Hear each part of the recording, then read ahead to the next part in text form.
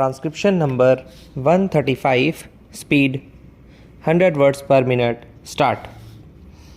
Now, sir, I know that this plan has just started and it is perhaps too early for us to say anything about it.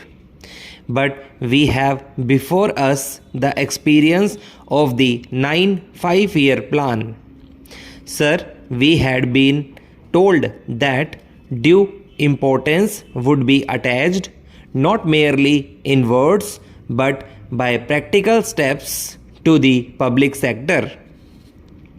I think in this connection it was the duty of the Honorable Minister to have explained to this House as to the steps that had been taken with a view to bringing about the kind of reorientation in favor of the public sector which was promised in his numerous statements.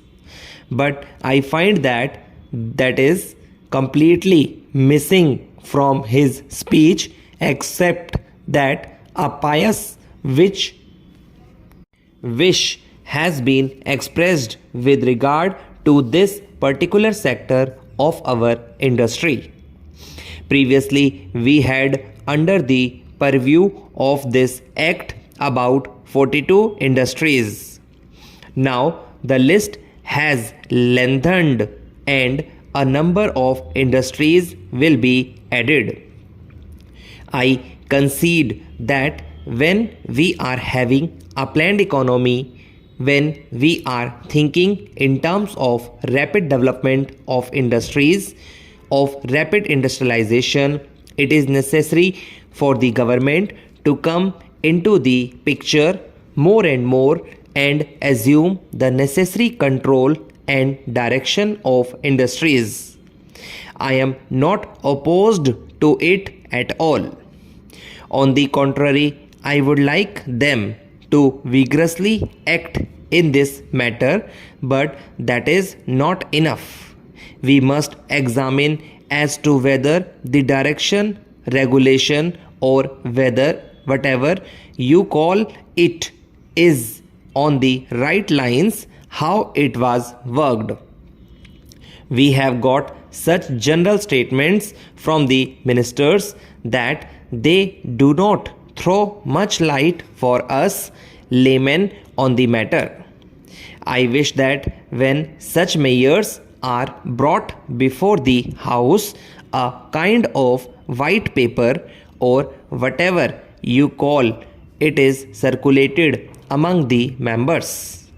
You do not expect that we laymen in this House would easily understand these things until and unless we have some opportunities of studying the relevant data and the material on the subject.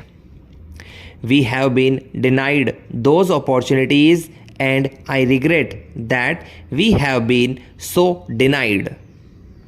I know that in this respect, honorable members who come from big business or the business world would be in a somewhat advantageous position because they are familiar with the working of this act in a way which would enable them to speak more effectively.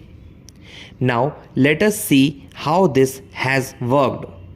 I know that when this mayor was first brought before the House several years ago, there was much opposition to it which came not from the public but from certain business interests. They did not like any kind of government interference in industry.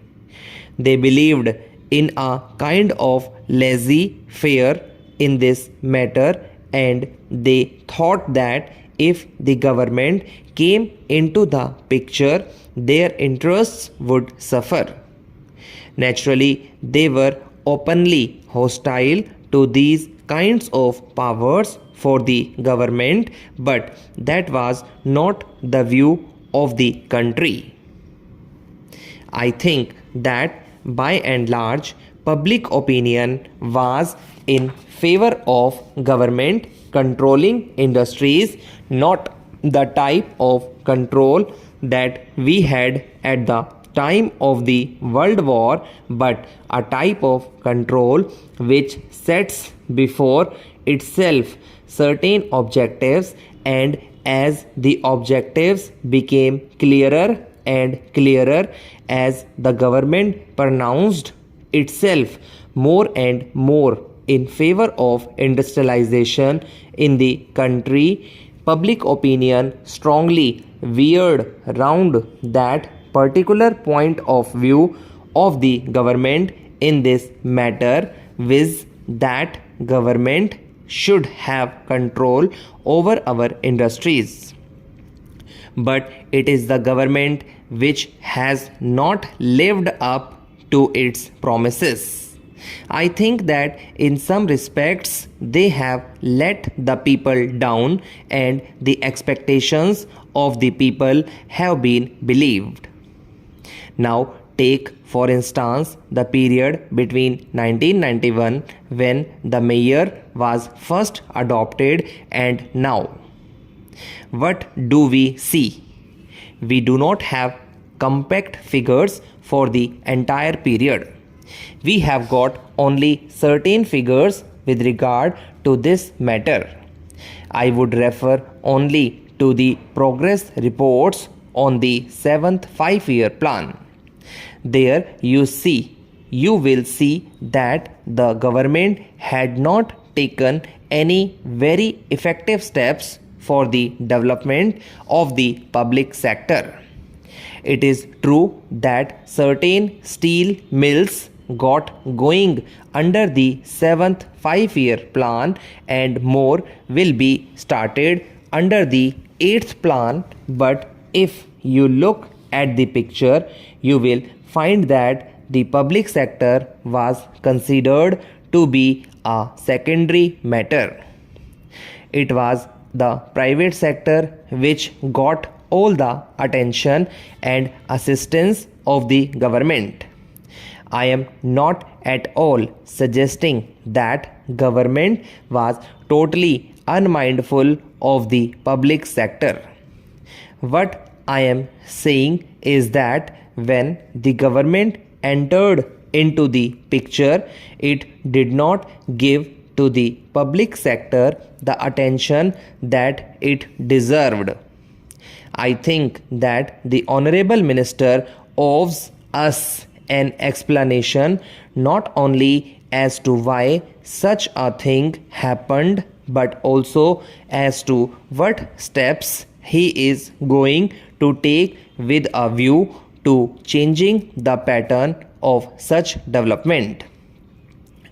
And in a good way, immediately the railway minister said that he had switched off 150 wagons serving the colliery belonging to the Central Railway to the Southeastern Railway. If you want to solve a problem, it is not by creating another problem.